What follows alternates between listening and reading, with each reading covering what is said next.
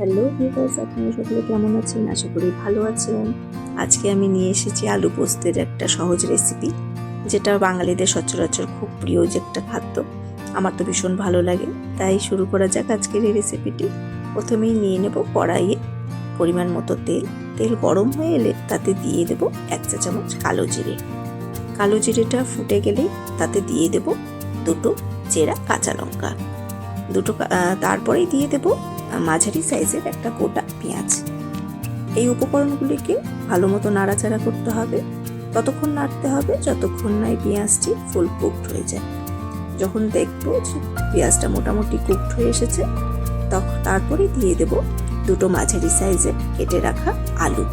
আমি এই আলুগুলোকে আগে একটু বয়েল করে নিয়েছি, এই জন্য যে অনেক সময় আলুগুলো রান্না শেষ হওয়া অবধিও কাঁচা কাঁচা থেকে যায়, তখন তারপর খেতেও ভাতের সাথে ঠিক ভালো লাগে না।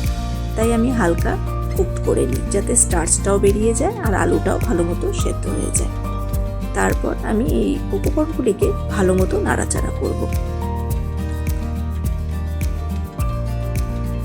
এরপর আমি দিয়ে দেব পরিমাণ মতো লবণ। আমি এখানে 1 চামচের একটু বেশি লবণ দিয়েছি। আপনারা আপনাদের পরিমাণ মতো লবণটা দেবেন। কম বেশি হলে পরে আবার দেওয়া যাবে, সেই হিসেবে লবণটা দেবেন। তারপর দেব 1 চা চামচ হলুদ গুঁড়ো। আমি আলু পোস্তটা একটু হলুদ দিই, কারণ ফ্যাকাশে রান্না আমার বর ঠিক একটা পছন্দ করে না, তাই আমি এর মধ্যে হলুদটা দিয়ে থাকি। অনেকে আবার হলুদ ছাড়াই রান্না করে, আমি হলুদ দিয়েই রান্না করি।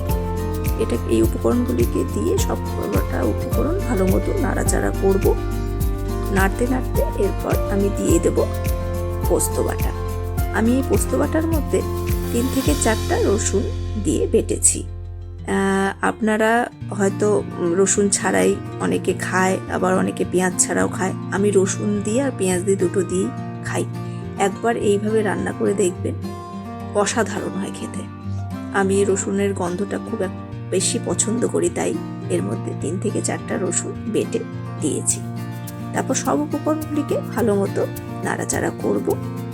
তারপর আমি দিয়ে দেবো এর মধ্যে মোটামুটি 1 থেকে 1.5 চামচের মতো চিনি। চিনিটা দিলে পরে একটু মিষ্টি মিষ্টি ভাবটাও আসে। আর আলু পোস্তর মধ্যে ঝাল, লবণ আর মিষ্টি যদি পরিমাণ মতো হয়, খেতে অসাধারণ হয়। তো চিনি দিয়ে আমি আলুটাকে একটু ভালো মতো কুক করব। তারপর দিয়ে দেব 1 বাটির মতো জল।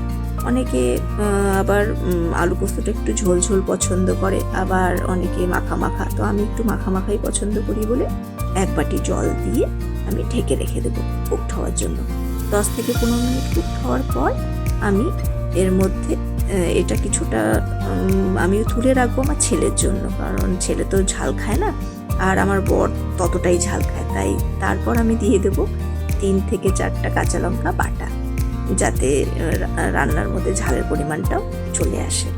এবার আমি লঙ্কাটা দিয়ে নাড়াচাড়া করে ঢেকে রাখবো 2 থেকে 3 মিনিটের মতো। ঢেকে রেখে কুক করে দেবো কুক হওয়া অবধি। তারপর ঢাকনা খুলে আমি এতে দিয়ে দেবো অল্প কাঁচা তেল। কাঁচা তেল দিয়ে আমি রান্নাটাকে স্টপ করে দেবো। এবার গ্যাসের ওভেন বন্ধ করে আমি স্ট্যান্ডিং টাইমের জন্য রেখে দেবো।